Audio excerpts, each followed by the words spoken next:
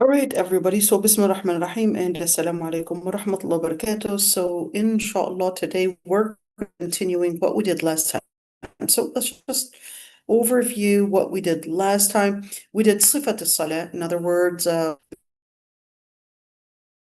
we went over from the beginning to the end. They called it the manner of prayer, but it was more, well, manner is different because manners, you're pretty much talking about the etiquettes, but this is actually talking about the prayer itself and the performance of the prayer and how we actually do the prayer. And from that basically description. We went in details with a description of the Prophet's prayer, and from the beginning to the end, we also put up some pictures in order for us to make sure that everybody's on the right page and understanding what we're talking about as we speak, and especially that sometimes an Arabic word here and there sometimes may be using for some. Now I want to talk about the detestable acts in prayer. That's kind of weird. We would sometimes use, vocabulary that sometimes people don't use it anymore, but that's all right. So, what does that mean? So, things that are hated to do in Salah. Okay. Why is it hated to do in Salah? Well, generally speaking, the Prophet ﷺ had basically told us to avoid certain actions because one, they would distract, two, they would basically affect our own spirituality, okay, and three, it would basically take out that spirituality by basically taking away our focus from focusing on Allah subhanahu wa ta'ala, from focusing on the magnificence of the Lord Almighty, to perhaps having something as distracting us away from the actual focus. But here's one thing. It's normal for us while we are, let's call it training, and people vary in the duration of their train. Some people, they would be praying for, who knows, 20 years, 30 years, and still probably in under training, which is a very big problem. And some people are already the experts. We're not talking about an expert in just presenting the movements and knowing how and how to do the position and what to do and all of that. We're also talking about two things combined. We're talking about certainly that's your ability to focus. So think of it as this way. There's no way that you can give a well-sequenced, coherent, that is, for example, unless you're completely focused. And that's the same thing. You will not give a well-sequenced and a very well-coherent prayer unless you're fully aware of what you're doing, what you're saying, and that you're really connected to what you're doing. Okay. And that's the same thing. That's why the Prophet ﷺ was giving us those key elements of what really would help you in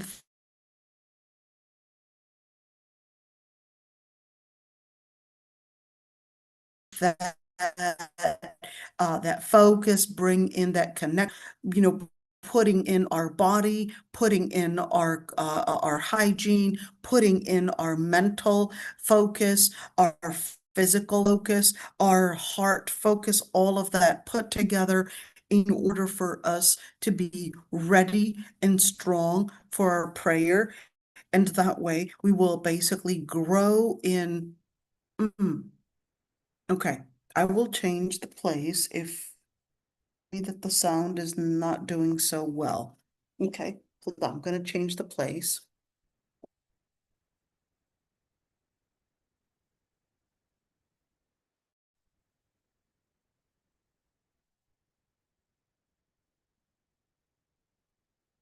Change the place if you feel that the sound is not doing the best. So come to my husband's office.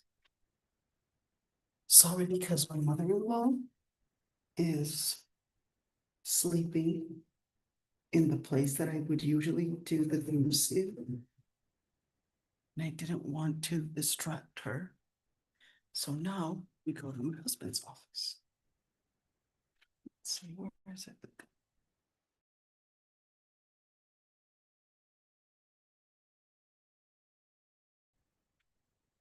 Okay, you should be getting a better sound and the sound not going off and on. Am I right?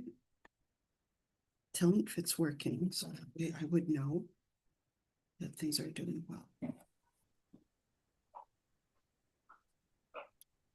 Yeah, I'm gonna be continuing. Let me just put everything in place since I'm changing spots. I need to change.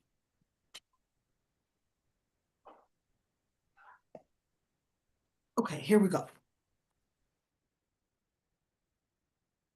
I hope this is better. Tell me if this is better. Okay, so when we're speaking about the detestable acts of prayer, like we said, we're giving basically what the Prophet ﷺ had given us in terms of direction, in terms of tips, in terms of therapy to help us get to the state of complete focus. But like I said, people may vary in the timing and the duration and the training process. So let's look at, I guess, what that prayer would look like for each and every single category.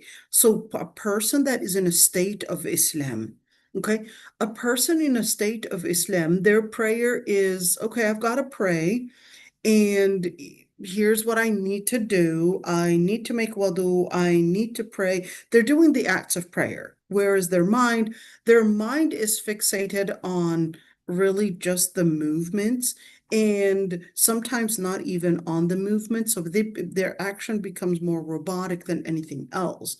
They're not thinking of the words that they're saying.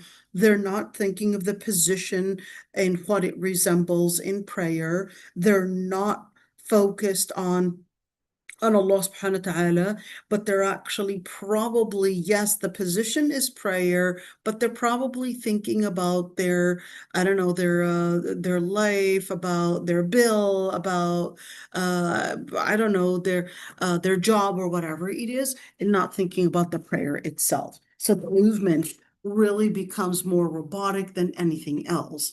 Okay.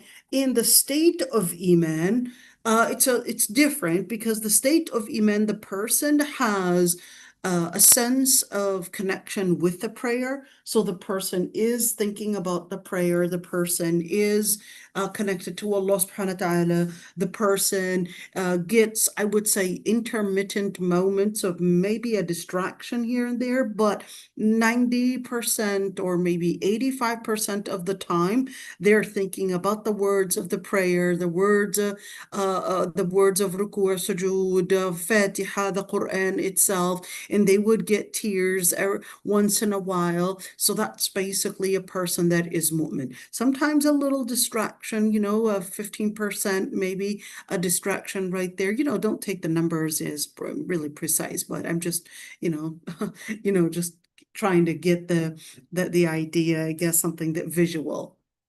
Okay, may get some distractions here and there, but overall, they're focused on their prayer.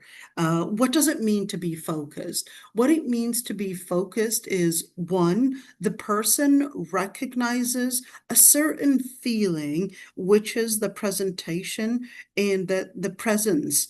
The presentation that they are trying to stay and be connected with, which is that their own submission to the presence of the Lord Almighty. So now they're doing two things. They're recognizing the presence of Allah Almighty. That's that feeling that basically makes them feel that submission to Allah subhanahu wa ta'ala. In other words, it makes them feel humble in the presence of the Lord Almighty. And while they're reading the Fatiha, there is a hadith where the Prophet ﷺ says, if a person says, Alhamdulillah Rabbil Alameen, the Lord Almighty would say, my servant had praised me.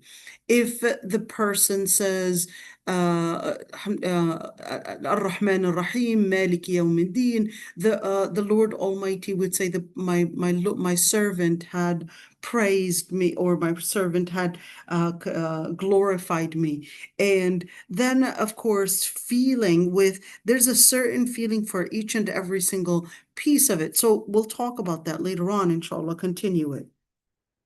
But each and every single part of the prayer, there is either one, recognizing the bounties that Allah subhanahu wa ta'ala had given us. There's two, recognizing the glory of the Lord Almighty. There's three, recognizing the power of the Lord Almighty. There's four, recognizing that state of worship, that state of submission to Allah subhanahu wa ta'ala.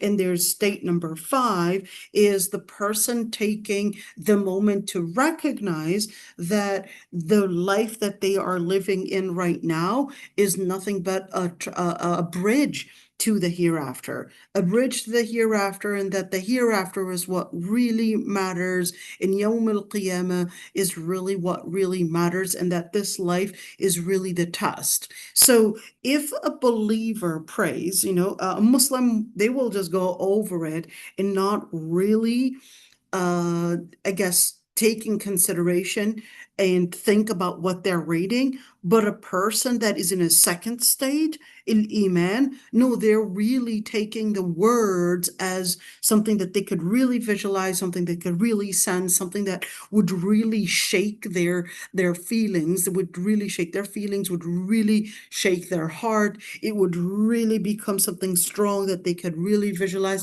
That's a mu'min. Is it always like that?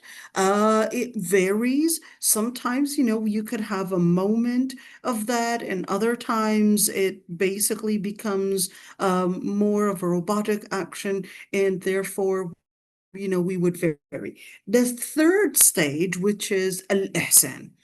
Now, those people are really different because those people are living the state of Iman for longer times. So if you look at a person in a state of Iman, they could have Salat al-Asr like that, maybe a rak'ah from Salat al-Dhuhr, maybe Salat al-Maghrib, they do better. Salat al-Isha, hey, they kind of did three of the rak'ahs like that, which is really good. And then, you could say it's not really all the time in the whole prayer. Al-Ihsan, no. From the second they would say Allahu Akbar to the second that they would say Assalamu alaikum wa rahmatullah, and even after, they recognize the same amount of power of that for that prayer. They recognize the presence of the Lord Almighty, then the glory and all of the things that we had mentioned, and we would say like 99% of the time. That's why you would see that person praying, and from the second they would say Allahu Akbar to the second they would say Assalamu alaikum wa rahmatullah, they're either in cries, or they're probably shaking, or their hearts are trembling, or you're probably talking to them and they're not even hearing you. There's so much sound around them, but they don't even recognize the sound. They're in a completely different world. That's a person in a state of ihsan. So what are we really trying to get to? We're really trying to get to from stage A, Islam, to stage B, Iman, to perhaps stage C. Okay, so how do we get to it? Well, the things that we're talking about are the detestable acts of prayer, the integral acts of prayer, and all those different things that we talked about. Those are supposed to be tips to help you get there. Okay, the more you fix these things in practice, the more, inshallah, your ability to bring in, let's say, a visual or a mental focus, a spiritual focus, is basically going to be driven in the tip, because we're not able to control fully, for example, what you think of. Sometimes your brain just wanders off. You don't really control everything that your brain is thinking of. It just takes you there. And especially if you have OCD, it doesn't just take you there. It basically starts controlling you without you realizing. Okay. And you probably hate it, but it just controls you. But if you are more capable of controlling your body, then in that situation, this type of control, inshallah, will help you be able to control the rest. Will help you be able to control the rest by basically giving you these, let's call them these tips and points of focus. Okay, so when you look at, for example, the feet, the toes, and how we are supposed to position them. You're like, okay, why do I have to position this? Because that's a point of focus. Okay. And why do I have to put my hand this way? Why not, I guess, put it behind my head, for example? Because that's a point of focus. Why, for example, do I have to look at the floor? That's a point of focus. Why do I have to have, my arm put in a certain way, my legs put in a certain way, and me dress in a certain way, because that's a point of focus.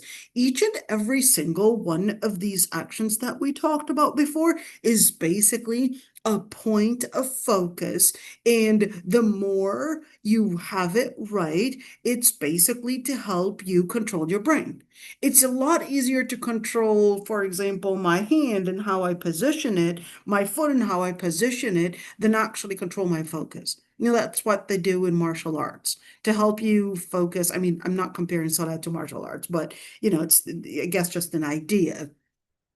They would, the coach would basically, master coach, whatever you want to call them, they would basically teach you how to do certain movements, and by triggering, let's say, certain positions within your body, that it's basically enhancing your ability to focus. So yes, the salah is different, but it probably and pretty much comes with the same idea, that if you trigger certain areas in your body, that it's basically to help you attain that level of focus. So therefore, learning these keys is basically important in order for you to be able to trigger and bring in a strong ability of a mental focus, spiritual focus, and that's how you get into understanding the meaning of why we are learning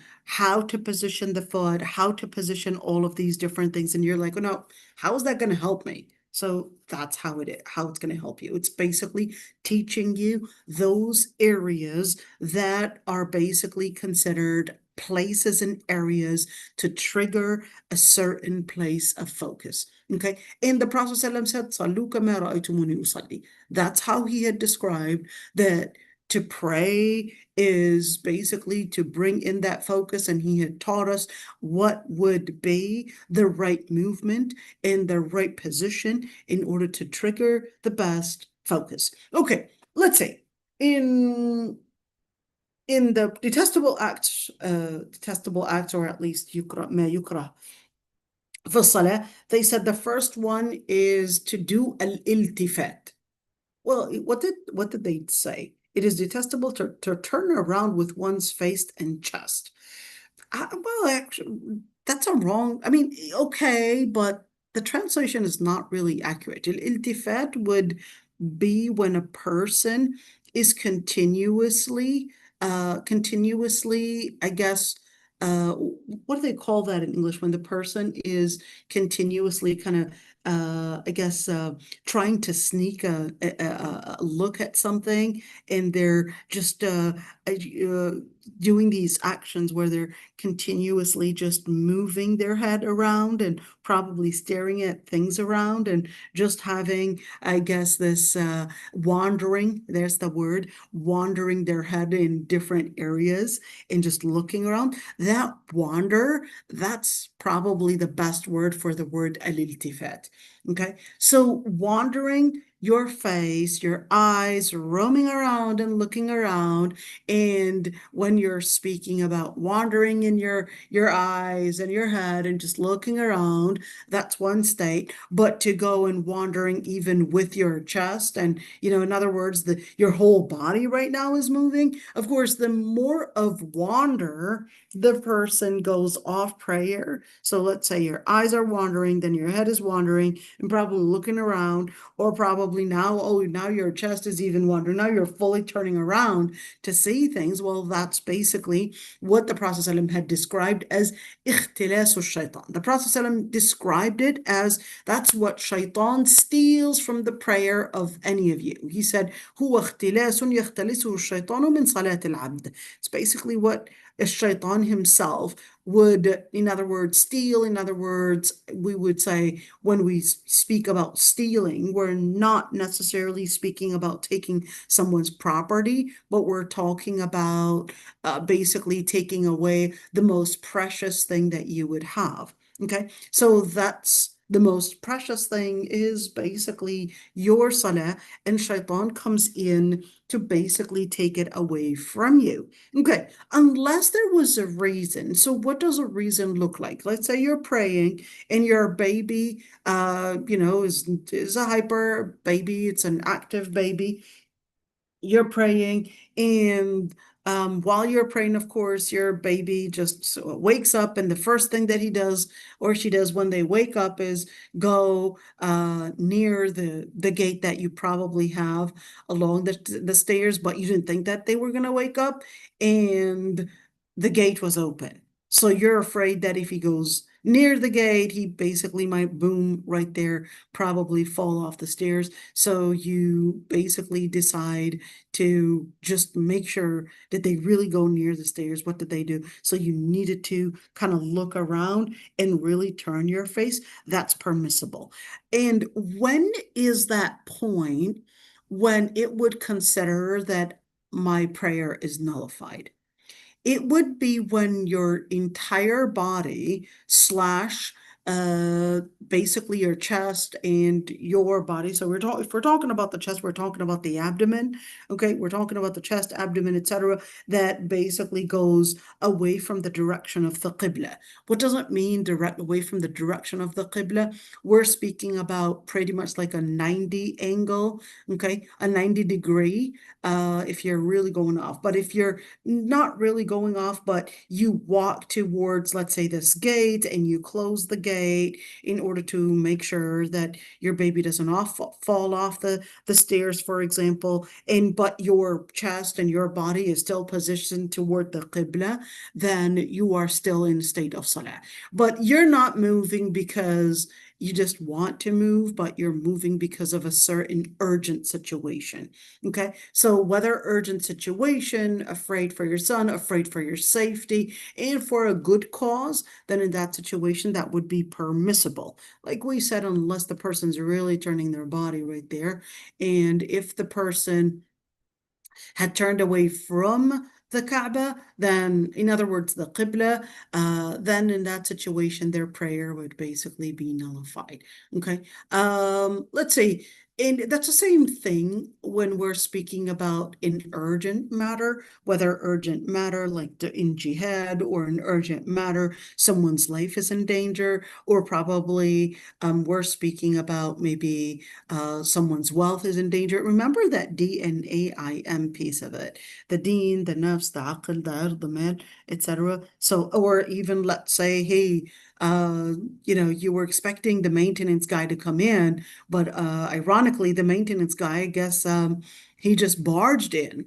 Okay, just barged in, and your daughter wasn't wearing hijab, and she didn't even know that the maintenance guy was coming in, and you basically just quickly, I guess, had the hijab and just put it on your daughter, who's a grown girl. Okay, we're not speaking about a 5-year-old girl. Okay, so in that situation, that's to preserve basically al-ird right there. Okay, and if there was no reason of fear, okay, we're not talking about a fear of fear that is that dangerous, like one of the DNAIM, but we're speaking about just a different reason. Maybe I was making the rice and I needed to lower the heat. Okay. Is the sound going better? Okay.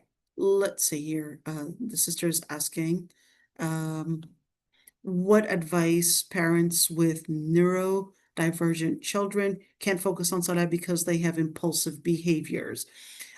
So, you know, uh, just like they would do the training for children that have impulsive behaviors, just like they would do the training for other things that they would have to do, like in school, or perhaps in their day-to-day life, just the daily activity, just the same way. It's not that they're not capable of having that focus. Yes, they have an impulsive behavior. They just have to do, let's call it an extra training and work harder, but it doesn't mean they're not capable of attaining it. Okay, so just keep that one in mind. Yes, we do vary in our capacity, in our mental capacity. And subhanAllah, just like we vary in our intelligence. We vary in our intelligence, and certainly we also vary in our ability to bring in focus, our ability to perhaps do what other people might, wouldn't take them as long as probably a person that's probably dealing with this disorder. But at the same time, like we said, talking to them about it, that's number one, talking to them about it and explaining the importance of what they're trying to get, which is basically focus, Jannah, Allah subhanahu wa ta'ala, taking moments. That's what I used to do with my kids, just taking moments to do it all together. And the one that moves the least is the one that basically gets the highest credits. That's what I would tell the kids. You would get the most credit if you basically were living, of course, this challenge. You would, I guess, feel motivated to live up to the challenge and win. Okay, so little by little, the kids would learn that it's a challenge, and if I basically achieve to master the ability to focus, that I would be capable of getting a reward. For example, if I don't look around, if I focus. Of course, when you're speaking to a child that's 5 years old, it's completely different than when you're speaking to a child that's 8 year old or a 10-year-old.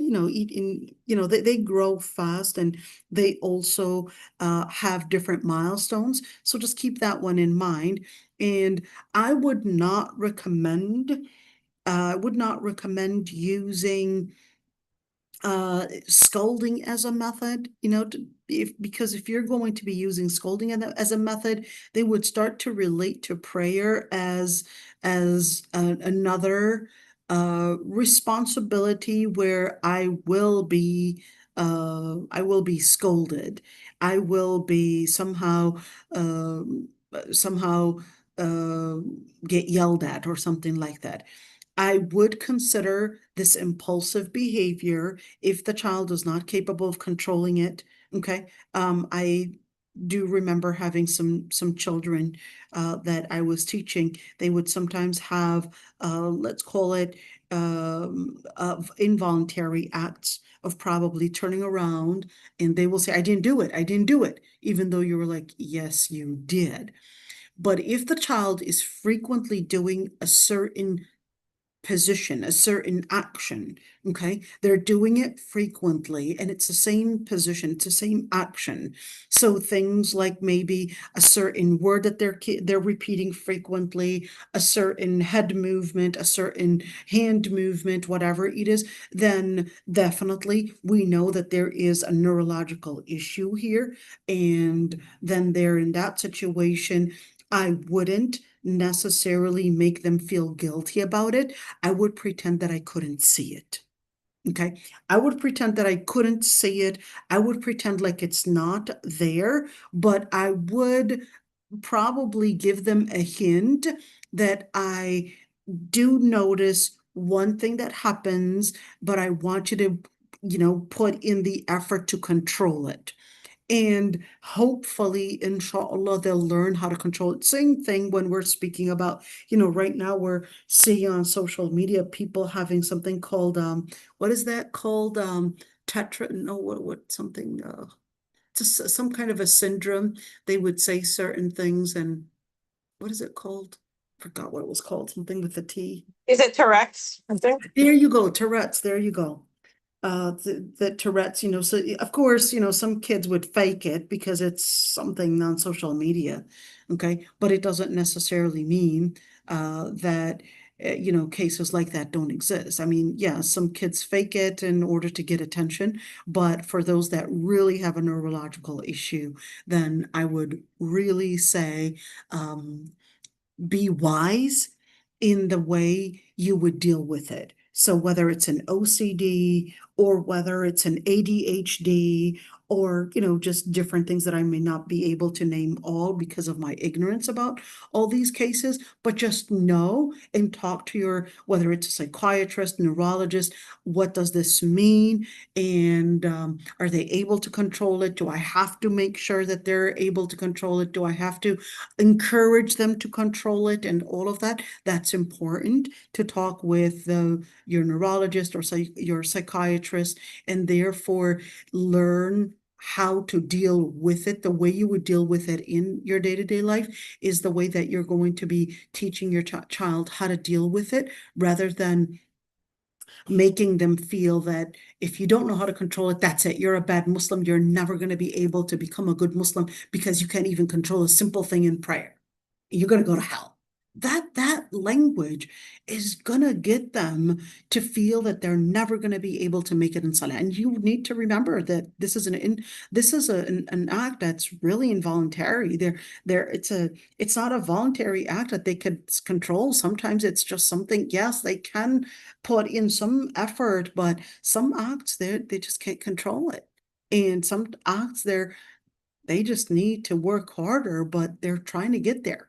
So make sure you're doing it in a wise way to get them love the prayer and making that challenge. If you do this, let's say they're doing it 10 times, you'd say, okay, if I'm going to be counting the times that you do it in prayer. If you do it, let's say 5 times, well, that's basically our milestone. And later on, we're probably getting to the number 3, maybe until we get to the 0, 0 times probably doing these movements or etc. Then they basically are getting into that training. So I hope I answered that one. I do have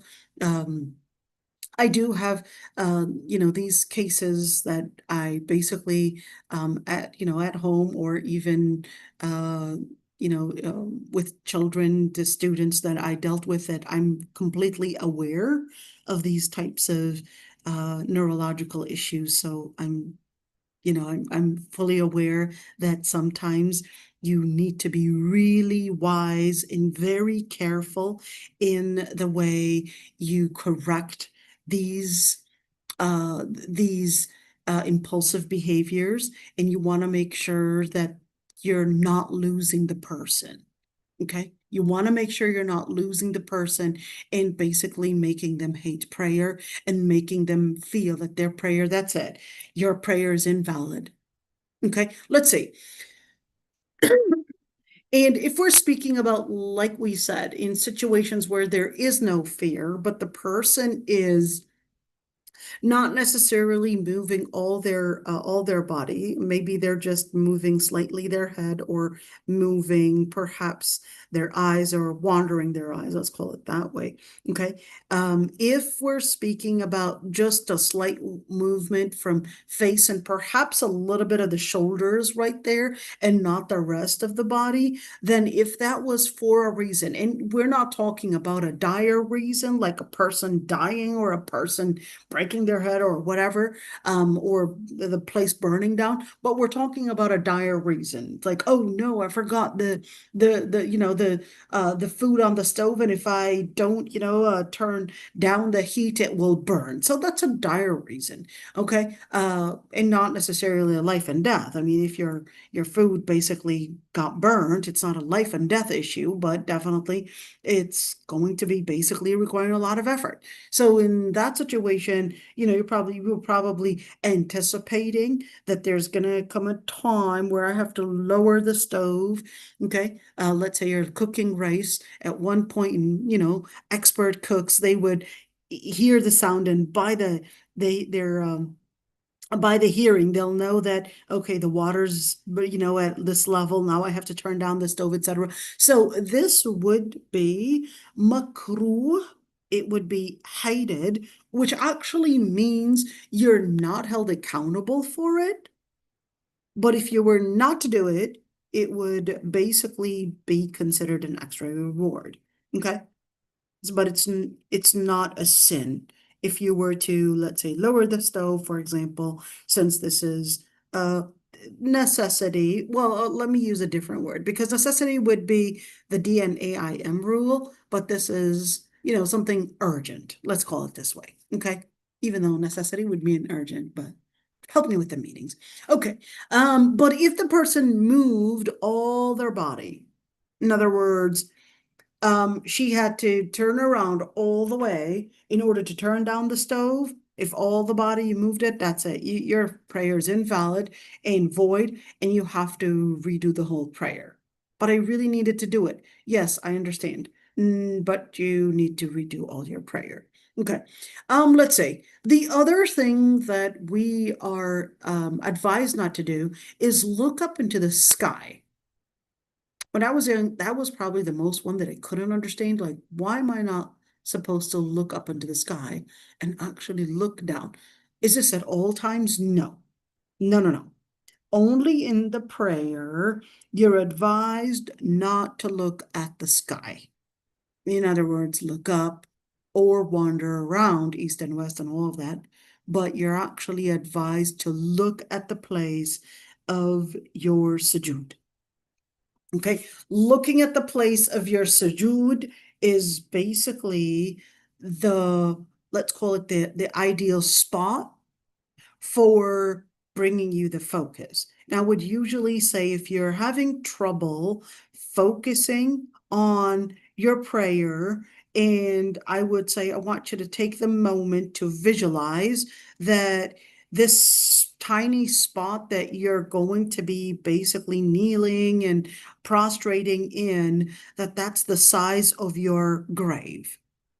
And imagine Allah subhanahu wa ta'ala is right above you, watching every movement. And Kaaba is right in front of you, right there. And on your right and on your left, there are angels that are watching your prayer and basically kind of like having, I guess, like a sheet where this is done right, this is done right, and they're crossing out each and every single movement. You've got the angels right and left on, basically, right and left. You're basically taking those check marks and seeing your prayer and making sure that you're doing it properly.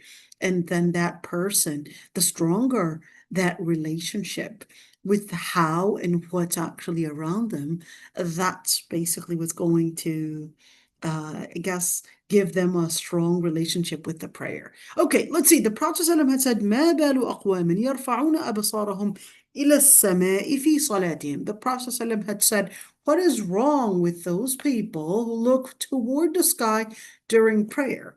Is that really the translation? ما بال أقوام?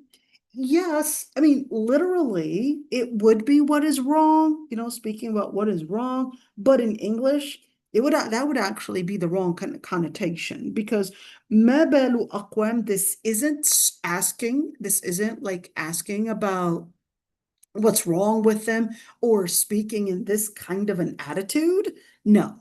In English, it sounds completely different than in Arabic. In Arabic, ما بال أقوام is not what is wrong, but this is speaking about, I guess, a matter where it's showing, the Prophet ﷺ is showing that this isn't appropriate. Okay, that this isn't appropriate and that this should not be fit. This shouldn't be befitting a believer to look and wander their eyes, whether towards the sky or whether towards the world around them, and that they're supposed to be looking with a humble gaze and basically looking down at their place of sujood, that's what would generate the true feeling of submission to the Lord Almighty. And this is important, if you were to look at a person and where they're looking at things, it's quite interesting. I was watching this documentary that was talking about these experts, I guess, in doing investigations and all of that, investigations and all of that. And they would talk about the eye movements. If they're, imagining and they're telling you a story and they're looking towards their right, or they're probably looking towards the left, are they really serious about what they're looking at? And just trying to analyze the body movements and what that means. So the Prophet ﷺ was teaching us that the body movement and what it means, and looking down at your place of sujood, that's what's supposed to generate the feeling and the vision of submission to Allah subhanahu wa ta'ala. If you're talking about the vision and the feeling of submission to Allah subhanahu wa ta'ala, that would also come with a dynamic that you're also recognizing the glory and the magnificence of the Lord Almighty. You see, it comes together. If you're being in a state of submission, that means you're in a state of recognizing the magnificence of the Lord Almighty. Okay, let's continue right there. The Prophet ﷺ basically had said they should stop looking towards the sky during the prayer, or else their eyesight would be taken away. لا ينتهن عن ذلك أو لتخطفن أبصارهم. They should stop that, or their eyes would be taken away. So what does that mean? لتخطفن أبصارهم. That means they'll go blind? Or was it really talking about somebody going blind for looking up at the sky? So it's not necessarily literal, but this is metaphorical.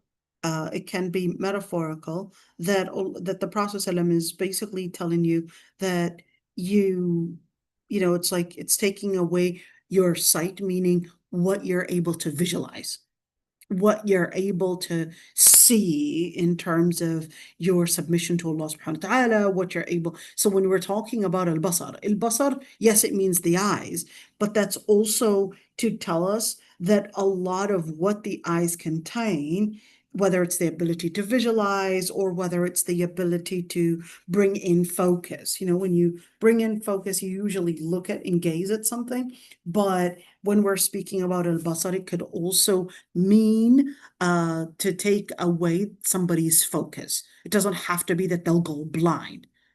So here, their eyesight would be taken away. Well, that's because they did a literal interpretation. But is it necessarily a literal interpretation? Or can it also be metaphorical interpretation that their ability to focus would be taken away? Okay? And yeah. Okay, let's continue right there. So where should we gaze, basically? We should gaze at the place of sujood, and therefore the person should not be wandering around looking at the walls, or perhaps the beautiful designs on the walls, or even the writings and etc. that's probably around the masjid or anything like that, because that would be a distraction. And what you're trying to get is basically a strong focus. Okay, let's see. So should I just close my eyes, and that way I'll make things easier for me, and that way I won't have to feel bad about it? Okay, so in general, it is hated that a person would close their eyes unless there's a reason. So I can close my eyes if there's a reason? Yes. Like what?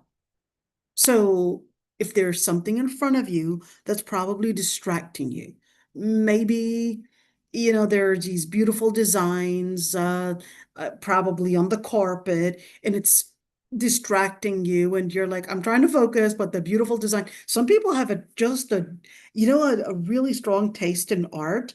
When they see art, they just right away, their brain is just thinking about how to how to draw it, and they just live in it. I'm the worst, probably the worst person in art. They could probably put me in the worst person in art in World Guinness Book of Records. So yeah, I would not care about art. I do have a taste in seeing something, but not something that I would definitely look into. Well, maybe I can mimic that whatsoever. Layla Ali, what did you want to say, dear?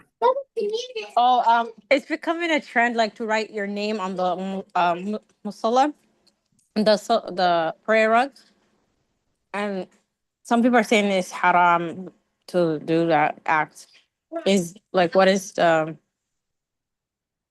you is serious? This is becoming a trend to actually have your name on the carpet? yeah, it's all over. If you go to yeah, it's everyone's just writing their names and the calligraphy. Okay. Yeah. It's not haram per se. It's not haram per se. Um, I wouldn't necessarily, that's a quite interesting thing. I wouldn't necessarily discourage. Um, it depends on the age group. I mean, you wouldn't find somebody in their 40s doing that, but because if you were to look at the age group, the younger they are, they more like to, I would say, relate to items. Okay. The younger you are, the more you relate to items that this is you. So that's why the first word that kids would, well, not first, but the earliest word that children would learn is mine. Okay, mine. Why? Because they would consider that that belongs to me. It's part of me. If you were to take it, you had taken a piece of me. Then they learn how to share, to expand their world. And then they learn that the items are not necessarily me, but the values and what I basically learn how to live as a principle, that's what really resembles me. So I would probably use the method of writing probably their names on the carpet for the teenagers and the younger kids that are probably in the process of training for Salah, just to let them feel that, see, this is a gift from me. It's special, especially girls. Girls more than boys care about these things. So especially for girls, I made you, amsalli or a carpet or whatever it is that has your name on it, and it's so special. I got it from Kaaba or whatever. Or probably I know a father that donated a well and in the name of his daughter in the Horn of Africa, and donated a whole well. His daughter wasn't doing well in her Islam, so he just wanted to encourage her. So donated a well and basically asked that it would say that just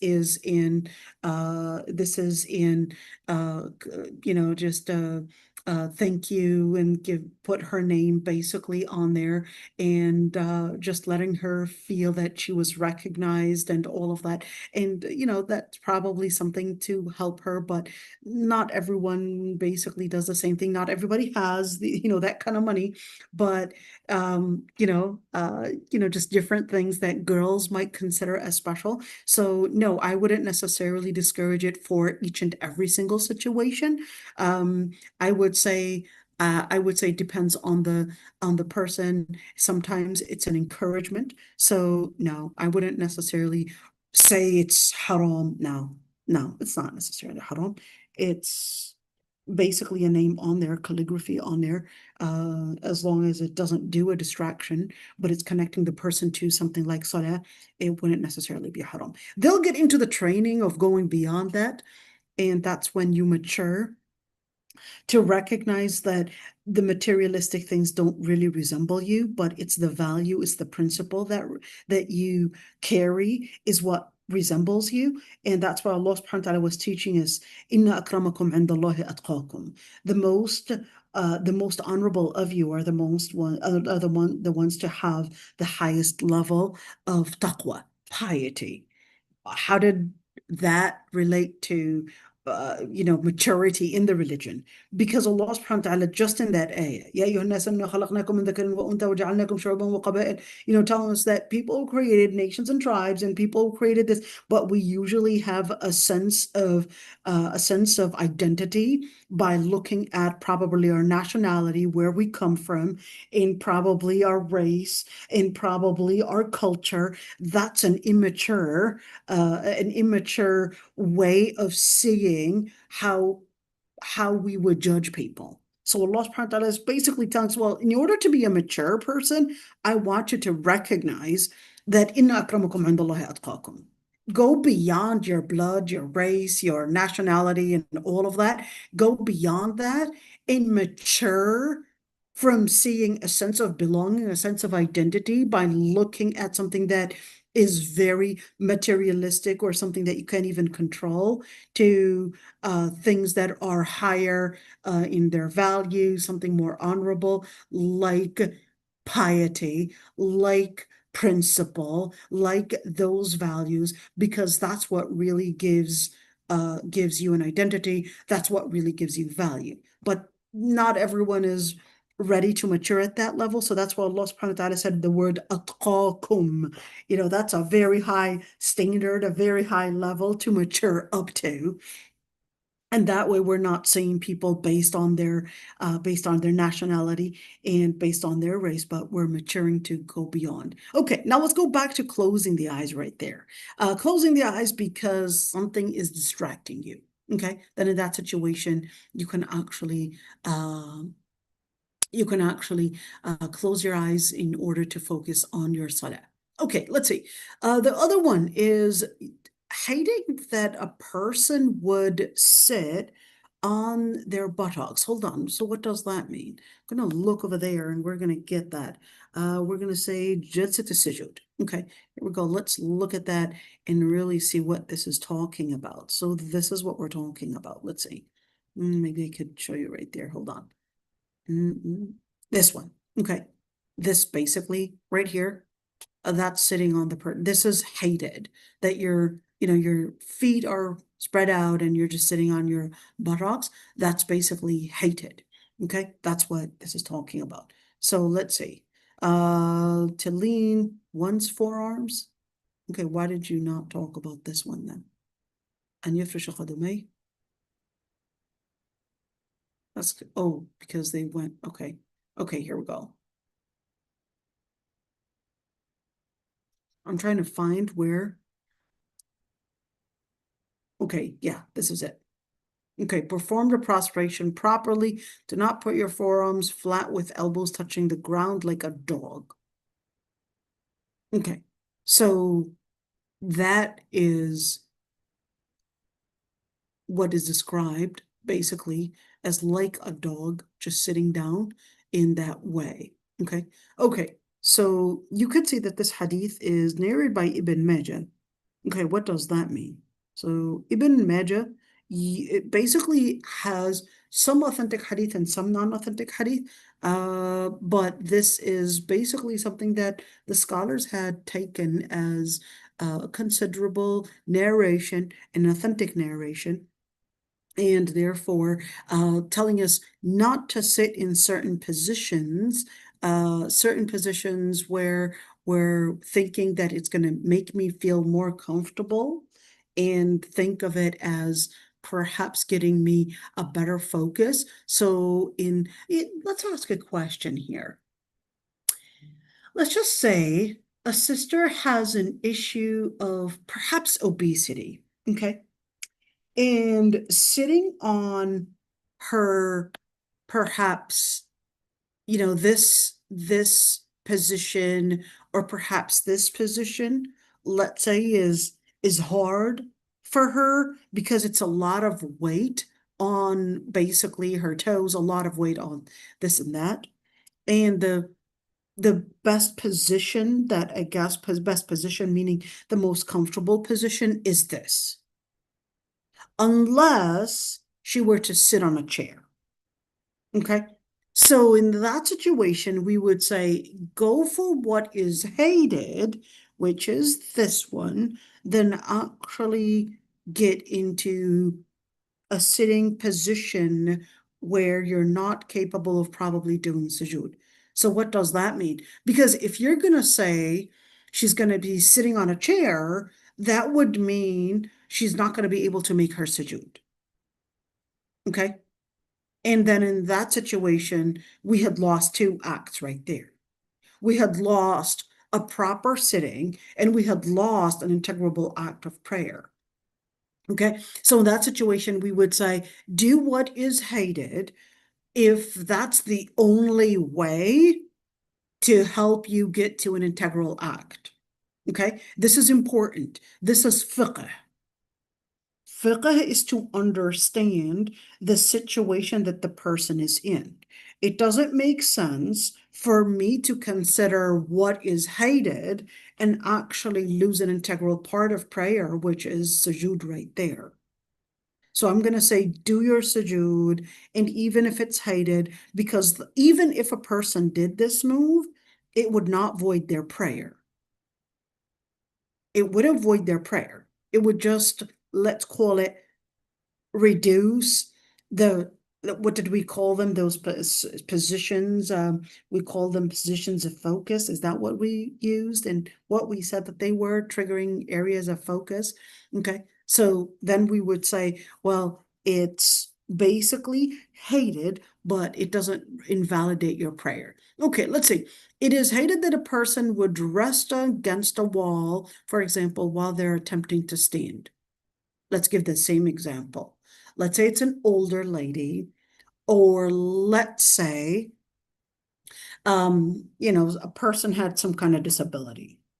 And if they're making sujood, they're making ruku', in order to get up and really make a complete stand, they need to hang on to a rail or probably onto a chair or whatever, a wall, in order to, give them assistance to stand. Then in that situation, it's not hated.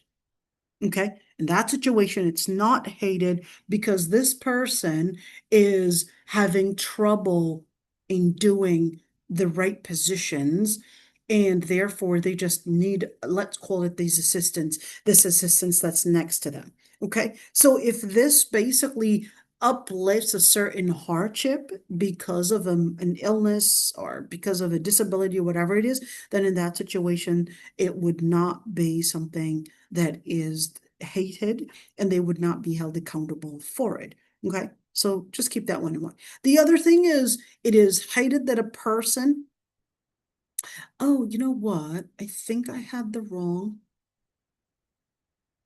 Okay, here we go. That was the hadith. And I was thinking, like, that translation wasn't accurate. When you raise your head after prostration, do not squat as a dog squat. Okay, that one was for the translation. Where was it? This one. فَلَا يَقْعِي كَمَا, or as a dog. That one was the squat part. Okay, and yeah, well, okay, here we go. Now we're doing this one. Okay. Detestable to stretch out while you're in sujood. Okay, so while you're in sujood, they would be in sujood and they would think that, okay, I'm supposed to kind of stretch out, but some would really stretch out and really take space that others are supposed to occupy, but this person, I guess, wants to really feel present. So they basically would stretch their arms and their legs and themselves and all of that, and especially the guys. Okay, some guys, I guess, they really want to stretch out, and then they would take a lot more spaces, okay, than what they're supposed to be taking. And then in that situation, it distracts others and definitely harms others. So we would have to be mindful of the amount of sujood that we're doing. So what does that look like? The Prophet said, اعتدلوا في السجود ولا يبسط أحدكم ذراعيه انبساط الكلب. Perform the prostration properly. Do not put your forearms flat with elbows touching the ground like a dog. Okay, so you might be saying, well, this is talking about not putting the forearms as, talking about the elbows touching the ground. So yes, this is one piece of it, but it's also telling us not to stretch out as well. There's at least لا يبسط. The word, I guess the English translation doesn't actually give me that. because لا يبسط أحدكم ذراعيه. Okay, this is basically talking about stretching out and even putting the forearms in a way we're talking about the elbows and also the forearms, it's all the way flat on the floor while making sujood. Okay, so this is hated. What if, and look at, here's the other hadith. اعتدلوا في السجود ولا يفترش أحدكم ذراعيه افتراش الكلب. This is the other hadith. But where's the translation for this one?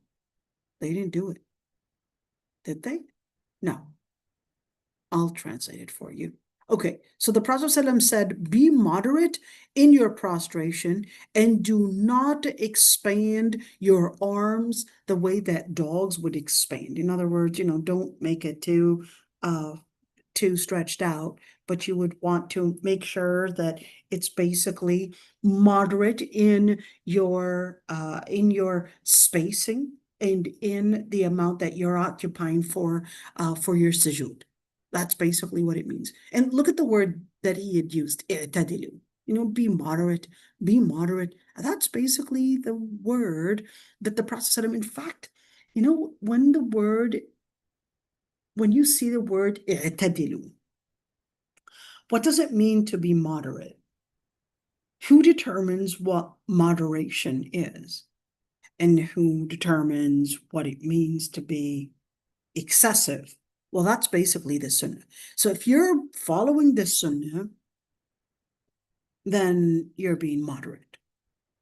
So is covering the face moderate, or is that excessive and fanatic? Is there any resource and reference that basically says that this is part of Islam, whether saying that it's a pillar or whether it's saying that it's an integral piece of Islam, or whether it's saying that it's part of the religion, or it was practiced by Salihin, or it's something that the Prophet ﷺ recommended, etc. And then in that situation, that's part of the religion. Then what does that mean?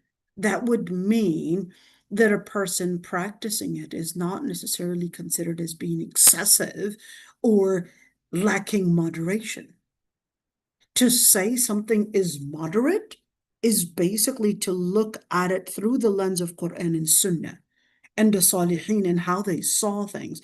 So in other words, I'm basically measuring things based on their lens and not based on the lens that someone else is probably very liberal and then telling me, well, this is not moderate, but this is excessive, or this is going beyond. Well, because that person is definitely going to see that this is excessive because they're so excessive in their in their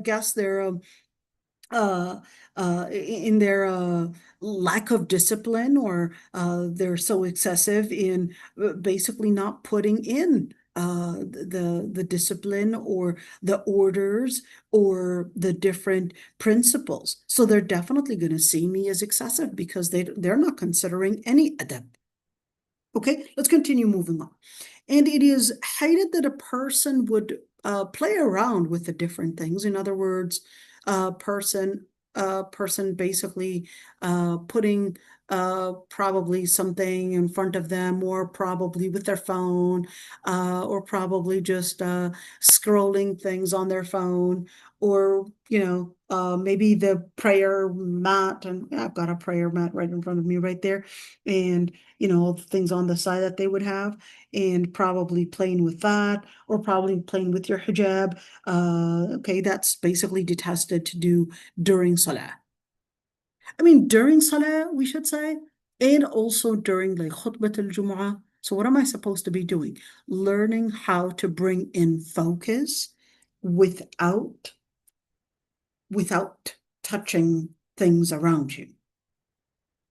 In other words, without playing with them, without making distractions. You're trying to just focus on the salah itself.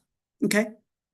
Unless the person needed to remove probably some pebbles, probably in the park praying, and there was this pebble that was hurting their leg, while every time they would make the sujood, then they can remove the pebble or remove whatever's hurting them. Then in that situation, that would be a necessity. then that's not haram to do. Okay, and let's say it is hated that the person would do at-takhassur. Well, what is at-takhassur? At-takhassur is basically putting your hands basically on or against your waist.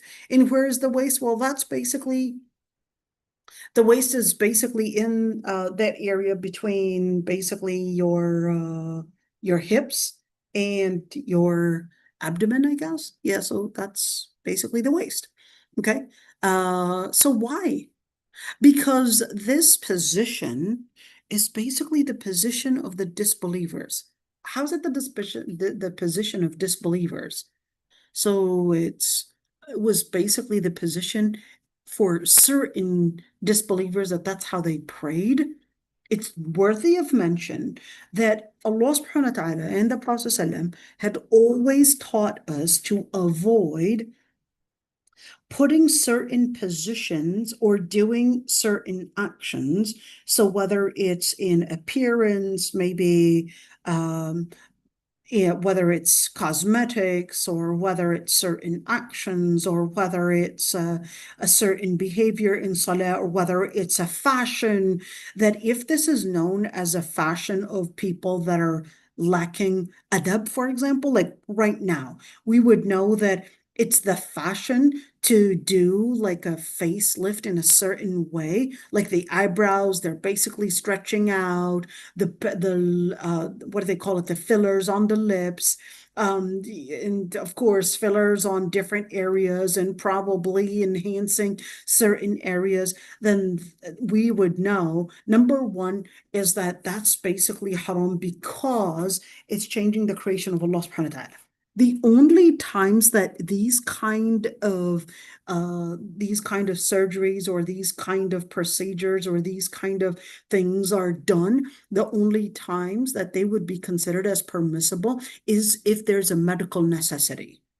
But if it's for the sake of beautification, that I'm piercing certain areas or I'm I guess, I don't know, making my teeth in a certain way to get Hollywood teeth, even though there's really no necessity for it, then that would actually be haram. Same thing. Oh, the reason why I'm doing, for example, certain surgeries to fill in certain areas, to enhance certain areas, that would actually be haram. Why would it be haram? I mean, isn't Allah subhanahu wa ta'ala, doesn't the Prophet ﷺ say, Inna Allah jamilun yuhibbul jamal, that Allah subhanahu wa ta'ala is beautiful and loves beauty? You're right, but you use that reference in the wrong place. Use that reference, and that's a comprehensive statement, and you cannot base the fatwa on one comprehensive statement, but you actually have to have the number of different ahadith that relate to the matter in order to get the right vision,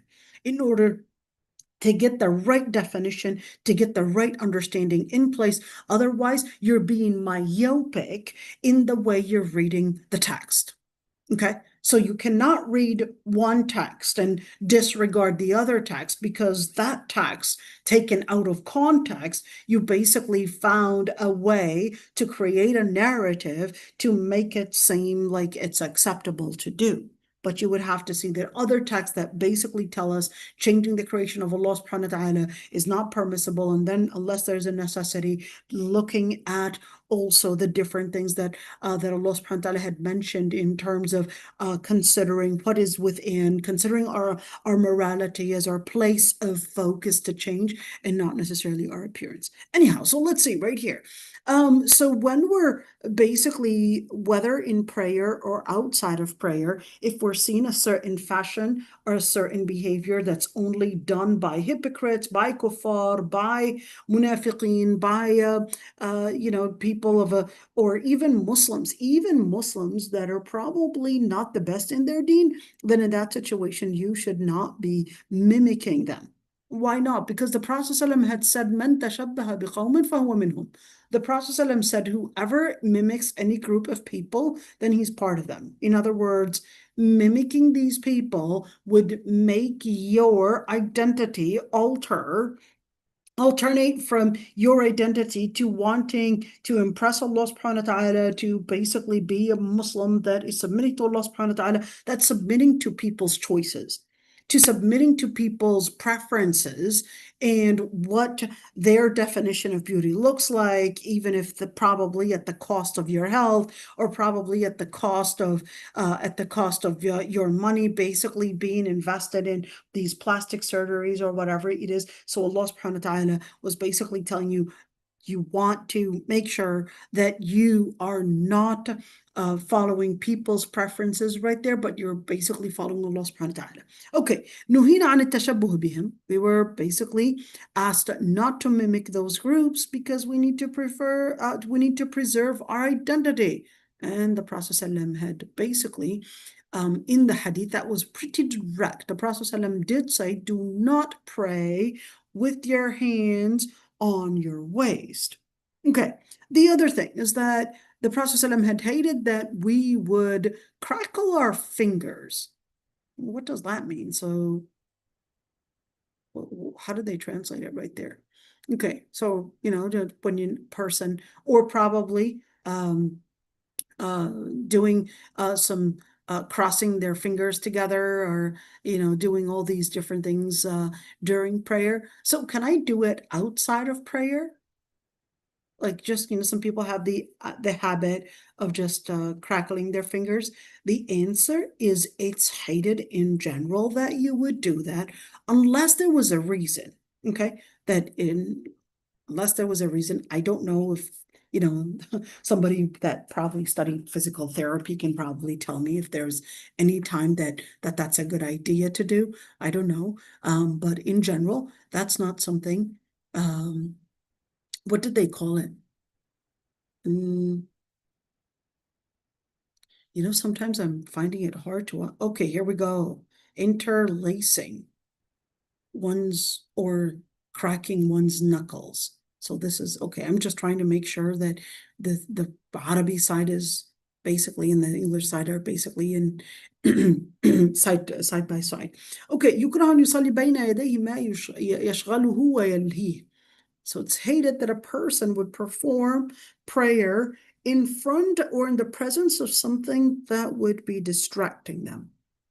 Okay, so whatever it is, whether it's a phone or whether it's an iPad, whatever it is, or perhaps music or whatever it is, but sometimes there's no other place. So let's say you're in a mall, okay, and there's this loud music in the mall. I mean, you're not going for the music, but you were just going shopping, and that's an event that happens to be happening at the mall, and you needed to pray your doer prayer, okay? But there's music in the background.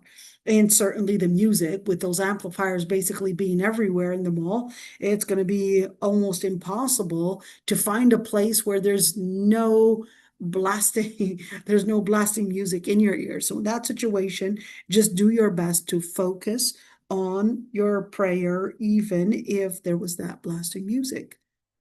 Okay, let's see. It is hated that a person would pray in an area that there are pictures in it. Well, so what are we talking about? We're talking about pictures or sculptures here, and paintings and all of that. Okay, so one thing is that, yes, it's hated, but that could be in times that's the only place to pray in. So why is it hated? Because then the person is mimicking the disbelievers when they basically had their temples, and well, until now you've got churches that basically have all, especially Catholic churches. Okay, Catholic churches, they have a lot of paintings, a lot of sculptures, all these different things hanging all around, because hey, to them that's what resembles the saints and all of that. So yeah, that's Leonardo da Vinci basically helping them get there too.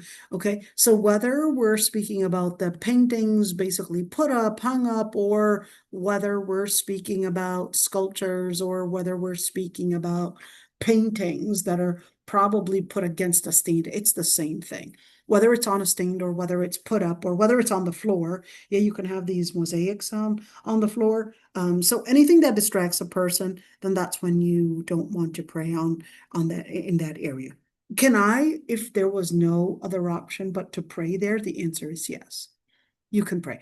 I used to work at St. Catherine University, and I sometimes would find praying in the chapel would sometimes be the best place to pray in comparison with sometimes the other areas. I mean, yeah, that's when our little tiny masjid, which was across my office, right across the hall, and from my office, and I still sometimes, you know, that masjid place or the worship area place is closed. So sometimes I would find that prayer in the chapel, and not always would they have music, but even if they had music turned on, you know, the organ, sometimes it would be playing. But if you're capable of getting the focus despite the music played and despite all the sculptures, finding a place that doesn't have all these sculptures and all those paintings is definitely best. But if that's the best area that you could find at that moment,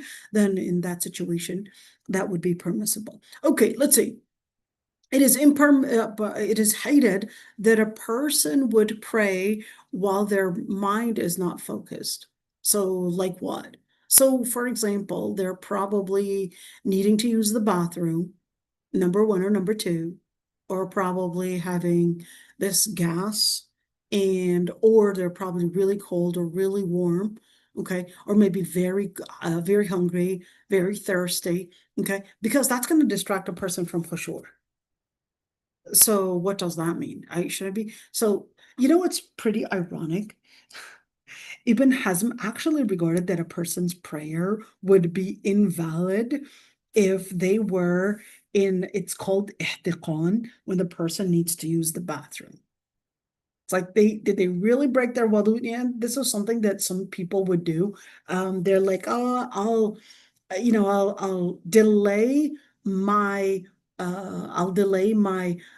bathroom usage, okay, or yeah, bathroom usage until I pray, and then once they're done with the prayer, they'll be running to the bathroom because they just didn't want to do their wudu. According to Ibn Hazm, that person's prayer is invalid. Okay, that's ihtiqan. The Prophet ﷺ did emphasize that the person should not be praying while they're in a state of needing to use the bathroom, because that acts as a distraction. Okay, the person is supposed to be capable of getting the focus. So those are those tips. Okay, what if the person was really hungry and really thirsty? So that's also a distraction. Go eat. That's why the Prophet ﷺ, if you had al-isha and al-isha, basically, supper. Is it supper? Yeah, supper. And let's say prayer basically happens, basically eat first and then go pray.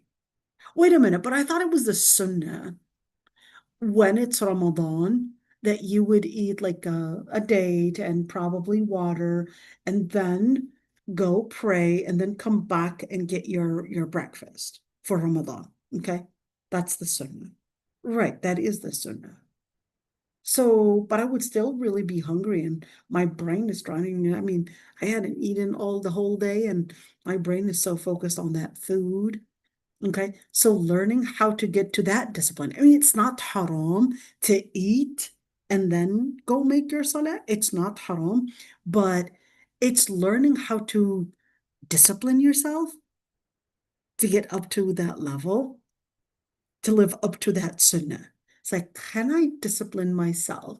And there are health facts, by the way, to let your body absorb, I guess, the glucose, the minerals in that day, the water, the hydration before you would, and especially that you had been not eating all day, you hadn't been eating all day, and now, you know, taking the time to let your body absorb it and then going to eat. So in other words, it's definitely healthier to do it the sunnah way.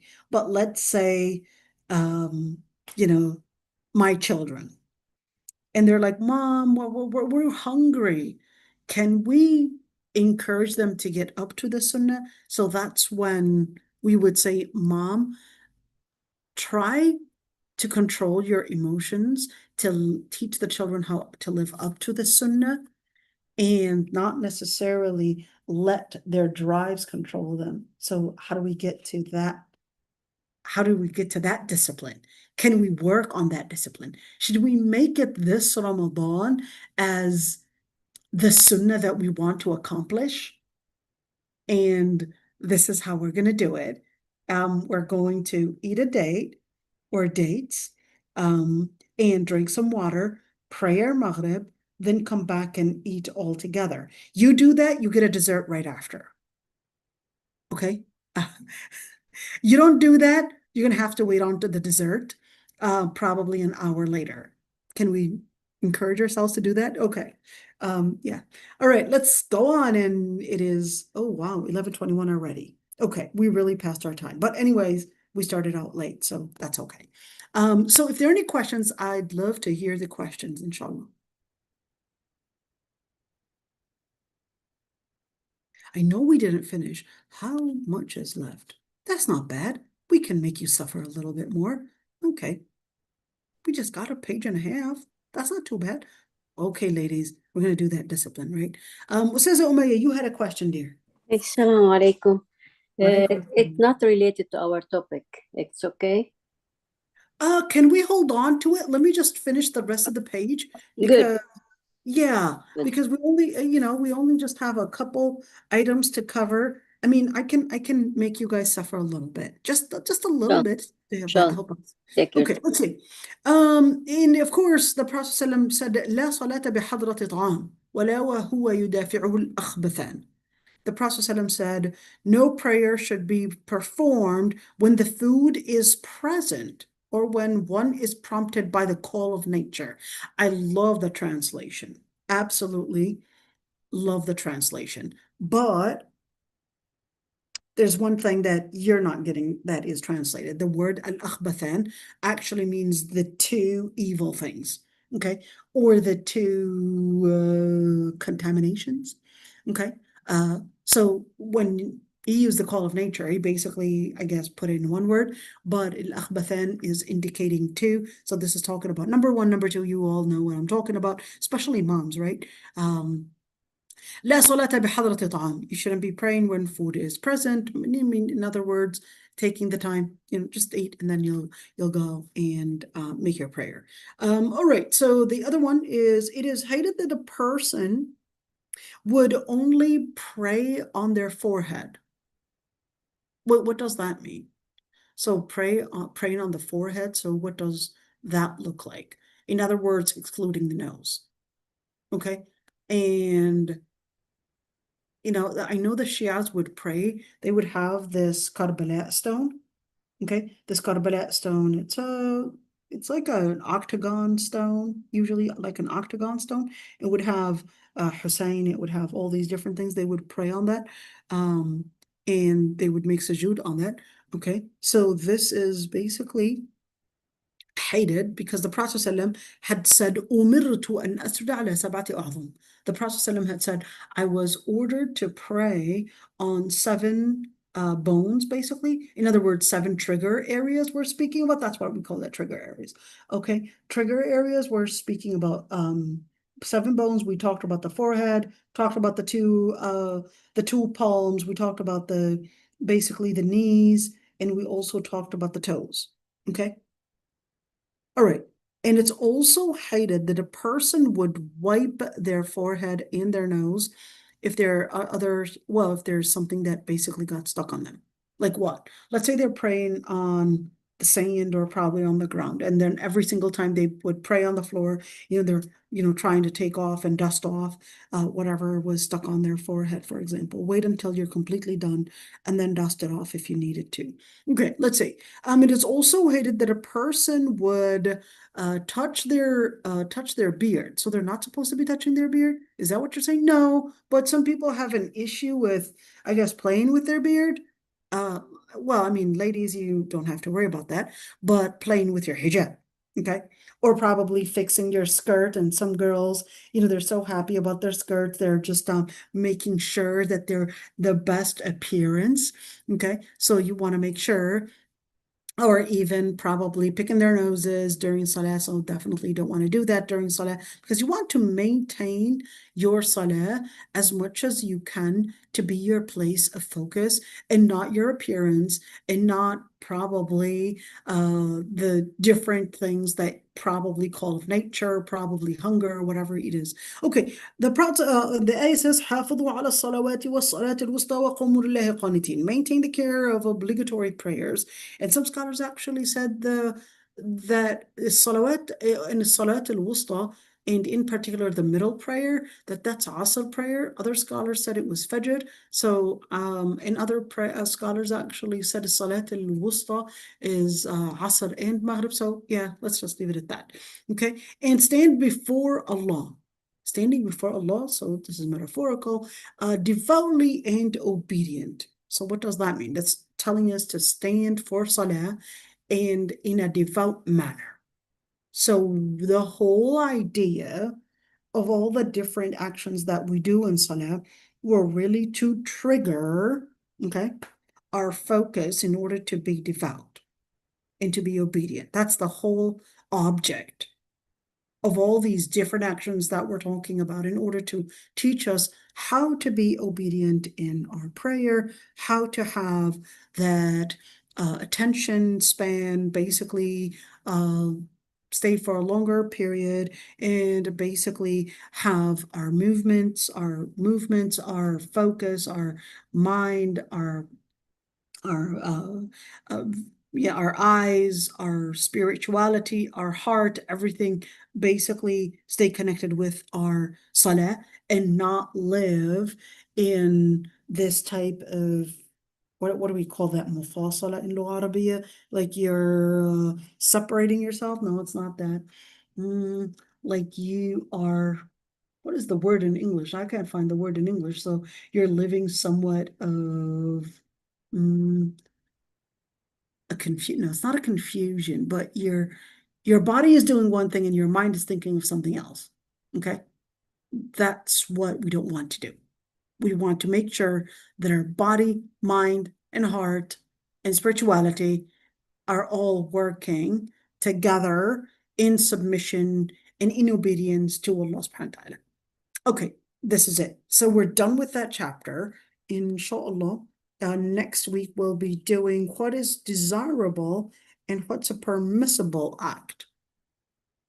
It's really important to understand that, because you would not know what is the border of discipline. The border of discipline is like, if you don't know what not to cross, then you don't know what's inside as permissible, and for you to be able to have some space of not feeling rigid, not feeling too much in structure. Okay, so you're not being, what is the word, strict. Okay, so next week, inshallah, we'll talk about that. Okay, Ustazah Umayya, you had a question, dear. Assalamu alaikum wa rahmatullahi wa Wa barakatuh. alaikum assalam wa rahmatullahi wa barakatuh. Is it okay if it's another topic? Yeah, sure, go ahead, dear. Okay. Can the wife touch her husband after they shower his body? Fair enough. So when we're speaking about a woman and the wudu itself, okay? Bear with me. I'm going to answer the question, and I'm going to answer the question not only in terms of the dead person, but I'm going to answer the question in a broad way for us to understand. We're here looking at the implication. So I'm trying to answer more than one question with one answer. Bear with me. Now, a couple things here. Does the touching between a man and a woman, okay? We're speaking about touching, just an innocent touch, okay? Does that touching invalidate tahara and invalidate purification or not? 3 differences of opinions between scholars. The first opinion, it does not invalidate at all, which is the Hanafi. Said, touching a woman, it doesn't invalidate the prayer. Why not? They said, well, because Allah subhanahu wa ta'ala, يَا أَيُّهَا الَّذِينَ آمَنُوا إِذَا قُمْتُمْ إِلَى الصَّلَاةِ فَاغْسِلُوا وُجُوهَكُمْ وَأَيْدِيَكُمْ إِلَى الْمَرَافِقِ. Well, it basically tells us that. And then it also tells us in another ayah that we're supposed to be doing wudu, and then it talks about the areas, basically, أَوْ لَامَسْتُمُ النِّسَاء. That's the word, لَامَسْتُم. So if it talks about لَامَسْتُم, let's write that word down in order for us to understand this whole thing. Okay, the word لَامَسْتُم. أو جاء أحد منكم من الغائط. Right there. Maybe we should, okay, oh dear. You know what? Let me get that for you. Okay, and we're going to get to that ayah so you could actually see it. You know, go right there. Okay.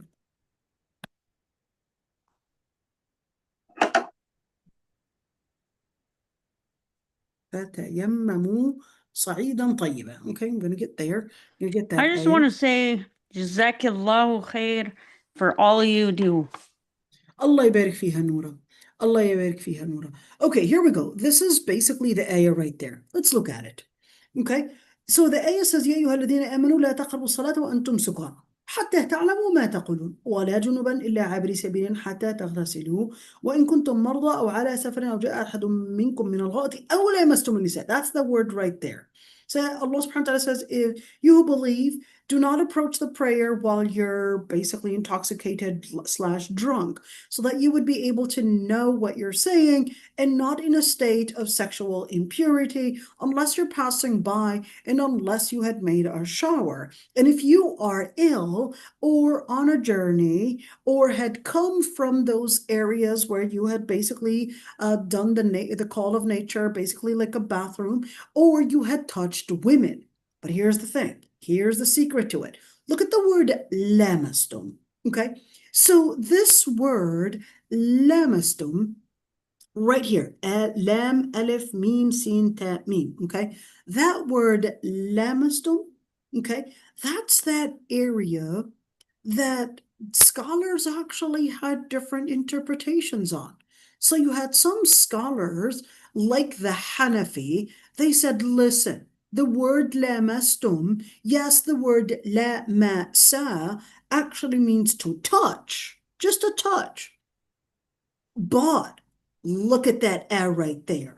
That a right there in Lugha Arabiya, we would know the increase in and any increase in basically on the verb or from the root, from any increase away from the root and any addition basically in the conjugation, and then it's going to give me a new meaning.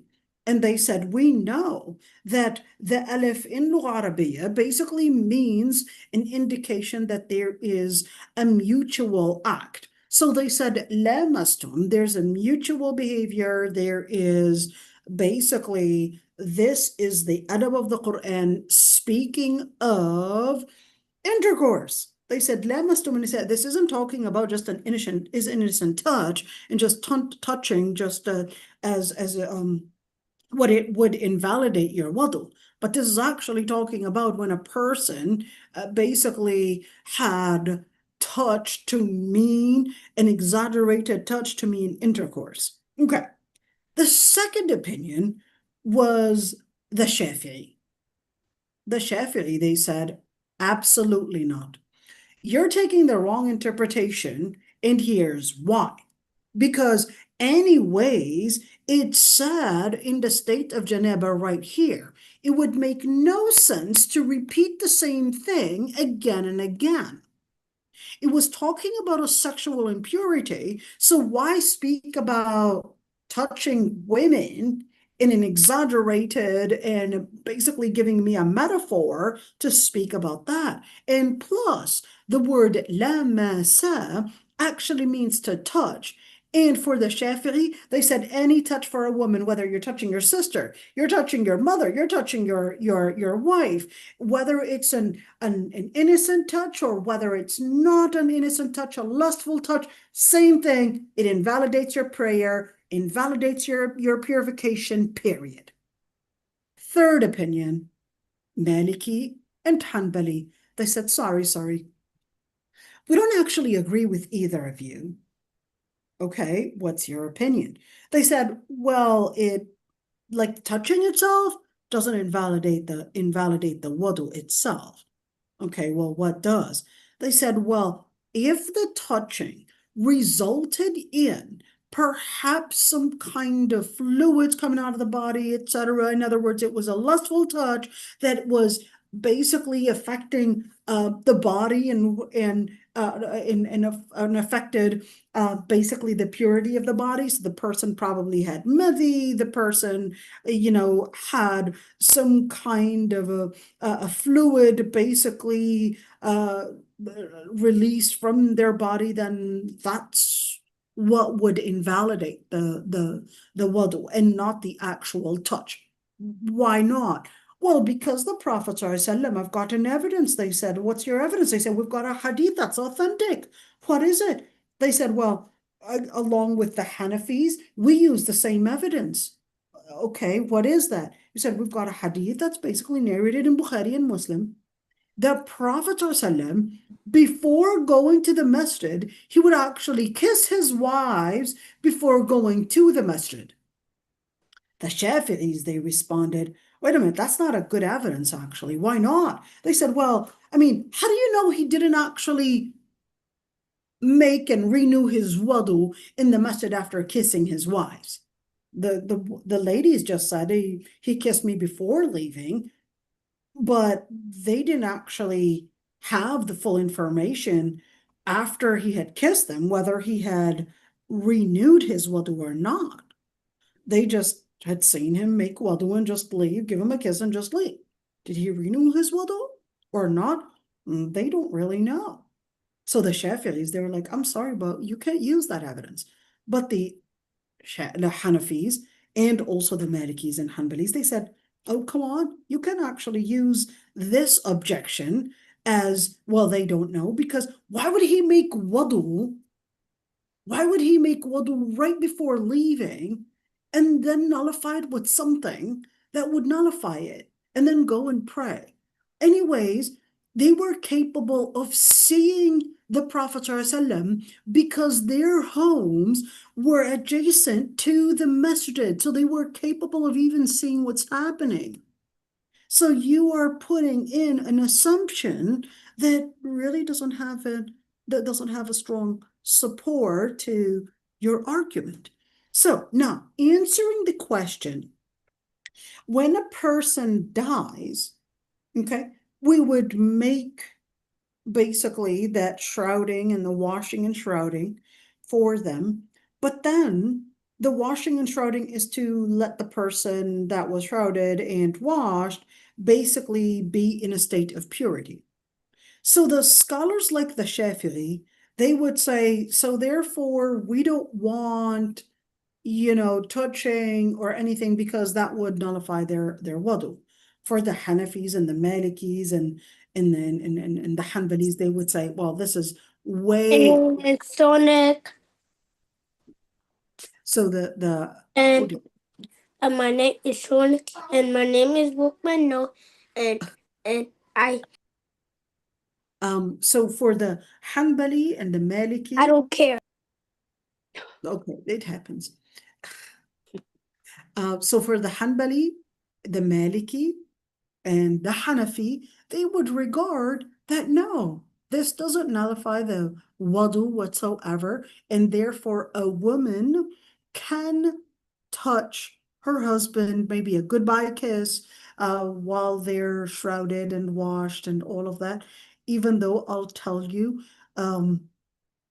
when a person is dead,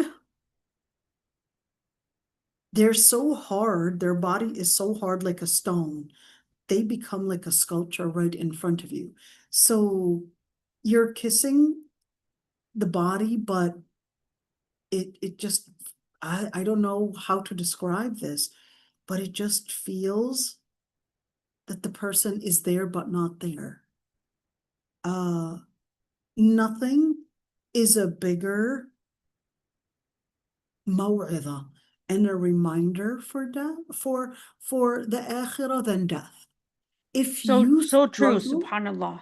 if you struggle with your khushu', take the time to go to funeral, even if it's not Muslim, if they would allow you to go into funeral homes, or even if it's not a Muslim, go Or visit the graves. or visit the graves, or go to someone that's dying and all of that, and you will see how much it will affect you. It's subhanallah, there's nothing stronger in a maw'idha than death. Nothing, nothing, nothing.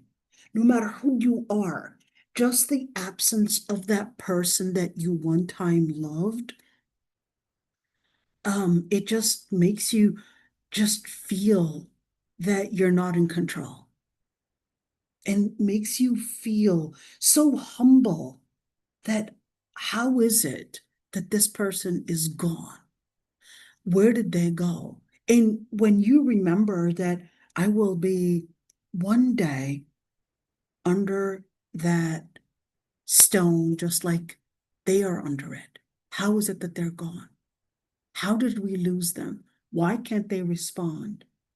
And you would see that moment. Ya Allah, it's okay, it's taking me into a different world. Okay, did I answer the question, Ustaza Umayya? But we all need this reminder, subhanAllah. Absolutely, Noura, every single day. Every single day. Just remember. Yeah, my Ya grandpa Allah, that's why- recently died, subhanAllah. Yeah, May yeah. Allah subhanahu wa ta'ala give you the sabr, Noura. And Umayya, her Her mother. mom. Her mom recently died. May Allah subhanahu wa ta'ala, Ya Rabbi, shed his mercy on our dead loved ones. And may Allah subhanahu wa ta'ala give us a husn al-khatima And give guide all of us and all those alive. and guide all those alive. Allah, Ya Rabbi. Yeah, my question was about the lady that today her husband janaza was, and she shocked because suddenly he passed away. After they wash his body and put the shower, and they told her don't touch his. That's not actually true. That's not true. The preponderant is, to be honest, with the Hanafi madhab, that touching a woman or a woman touching a man, it doesn't nullify the wudu. And that even if she kissed him from his forehead? Absolutely. Absolutely. It's okay, huh? Yes, it is okay. Sure. I wish. Shafi'i madhab is the one that's less accurate in this situation. Allah ala hadha ad-din. Yeah. Yeah. I know, usually Syrians, Palestinians, Jordanians, we're pretty much Shafi'i in ibadat and stuff, but Hanafi in transactions. And that's why you would see in Bilad al-Sham in general that they're always like, oh, don't touch me, I'm on wudu. And that's because we embrace the Shafi'i madhab. But if you were to study the evidences, you were to see that in this matter, not all matters, but on this matter of question, that it's actually less accurate. And the Hanafi madhab in this matter is preponderant. Wallahu alam. It doesn't That's why matter. we're learning. That's Allahu why Akbar. Allahu Akbar. There you go. Yeah, So yeah. this, Because it not makes sense that if she touched the shoulders, she will not change his tahara. of course, khalas, that's it. There's, this person is dead. This person becomes literally as hard as a rock. Literally as hard as a rock. Does the Imam Ali karramallahu wajhahu wash the body of his wife Fatima? Well, that is also from the evidence. I just gave you the crude evidence, but there's actually a whole conversation. Because Sayyidah Aisha had also said, if I were to go back in time, I would have done the washing and shrouding myself.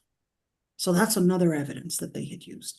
But I'm just making the story short, just to basically, not prolong the answer. Jazakallah khair. May I ask you a question, please? Go ahead, dear.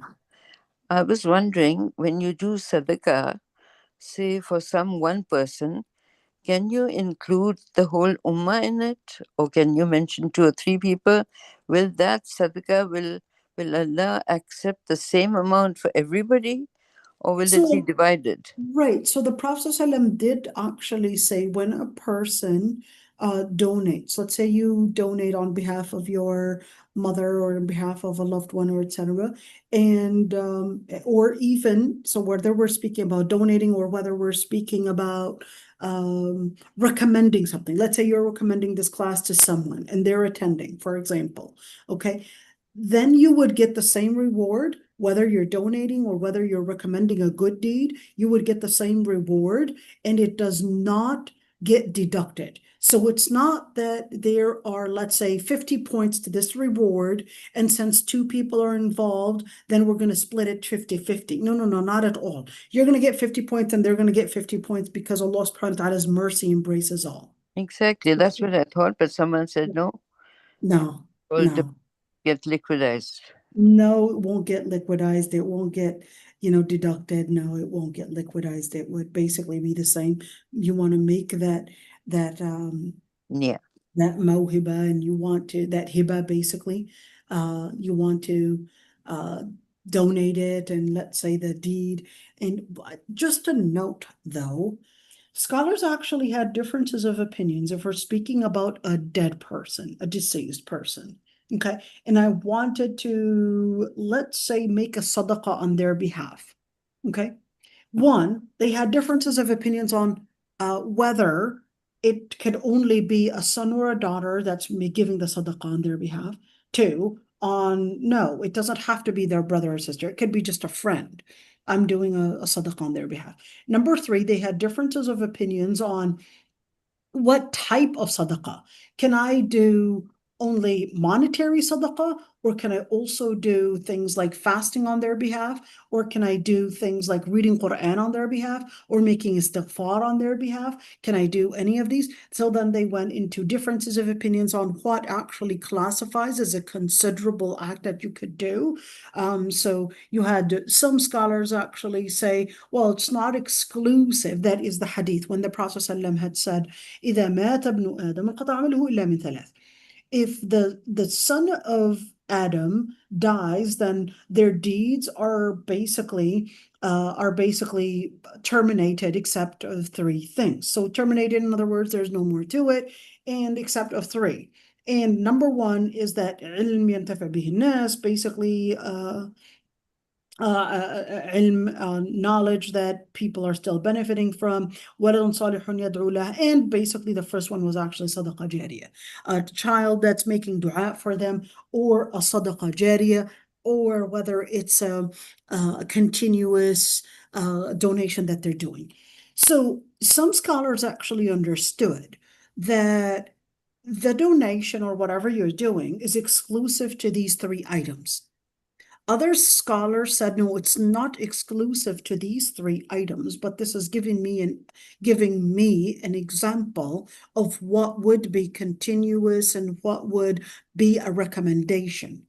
What's your evidence? Why would you say such a thing? I said, sure, we've got an evidence. The Prophet ﷺ, when that lady had told the Prophet ﷺ, Inna ummi nadarat an tahujj, and her mother died, and she said, my mother made an oath to make Hajj, but she died. Afa ahujju anha, should I make Hajj on her behalf?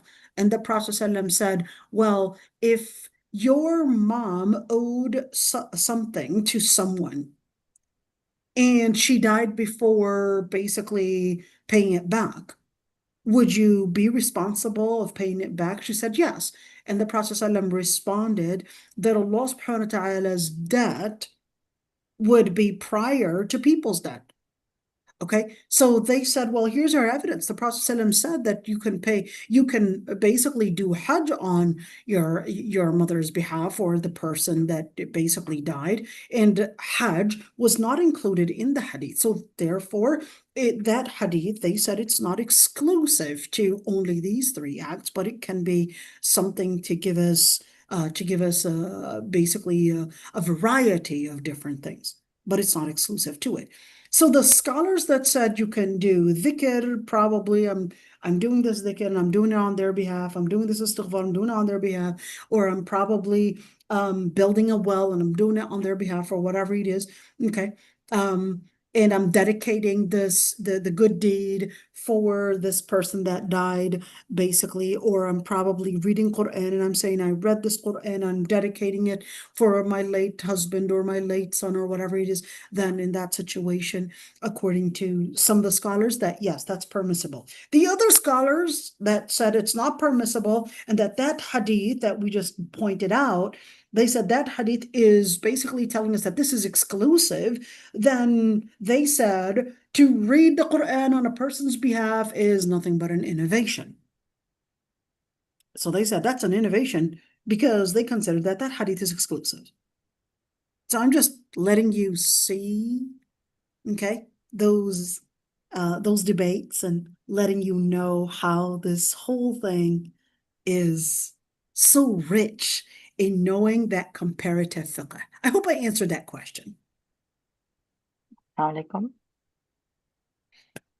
Okay, Sister Samira, go ahead, dear. Yes, Sheikh Aisha. Aisha, I have two questions for you, please.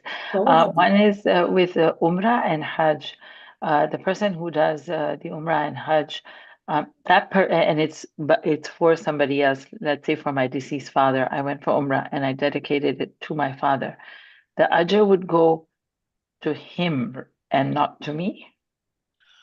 No, the ajr would actually go to both, but you would have to have already done your Umrah or your Hajj prior. Okay? But the reward can go to both. So the Umrah would be for the both of us simultaneously. The Umrah would be for both simultaneously, but you want to remember if you're dedicating it for that person, then you're trying to put in a large number of reward to basically go to them. So just keeping that one in mind. That doesn't mean that you're not given a reward for what you're doing. You're given a reward and you get a reward for what you're doing. But if you're dedicating that or Umrah to them and you're doing it on their behalf, that would mean that Umrah is basically in their name. Okay? Mm-hmm. So But it you would would be get for the them. reward for doing this, and certainly it would still basically give you an increase in Iman and so forth. But Okay, you have to have already done Umrah on yourself or the Hajj. right. And one more question, please. And I was recently at the funeral of my aunt, and the person that was presiding over it, when they put her coffin into the shroud, into the grave, said for all non-Mahrams to move away. But she was shrouded completely, face was covered and all. It didn't make any sense to me. Is there any sense to that? No, sometimes people, when it comes to funeral, I would say that because it doesn't always happen, it doesn't always happen, it's not so frequent. Many times people are so ignorant when it comes to the rulings of funeral. So they would think, oh, you're not a mahram, you need to go away and all of that. No, it's really not like that. But the mahrams would be the ones that would come forward to basically, lay her to rest, inshallah, in her grave and etc.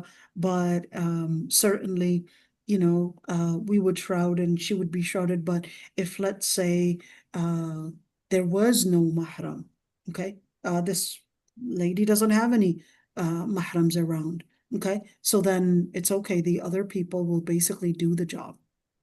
Yeah. Isn't there a hadith of Rasulullah sallallahu alaihi wasallam when his daughter Ruqayya radiallahu ta'ala anha passed away? I think maybe I'm wrong. And he asked if anyone had not had relations that night, if they could bury, and non-mahram sahaba came forward. Am I wrong with that? I'll research what you're talking about. I can't relate it to any particular report, but I'll research it, inshallah. Yeah, I can also look for it and see if I can find it. Yeah. Inshallah. Jazakallah khair. Wa iyyakum. Sister Matina, I could see you also unmuted yourself. Go ahead, dear. Assalamu alaikum warahmatullahi wabarakatuh. Walaikum I just assalam. wanted to know about you had the lecture long time ago about Tahara when the ghusl is wajib. What are the conditions? Could you please give me the link for that? I have to search for it, but inshallah we'll find it and I'll give you the link for it, inshallah. Jazakallah khair, very good. Jazakallah for everything. Jazakallah khair in the وإياكم وإياكم ربي يحفظكم يا ربي, and inshallah we'll meet again. سبحانك اللهم وبحمدك نستغفرك ونتوب إليك نشهد أن لا إله إلا أنت. And mashallah, it was a very long day, and you were all patient. I know it was a lot, and I would say buttery, and inshallah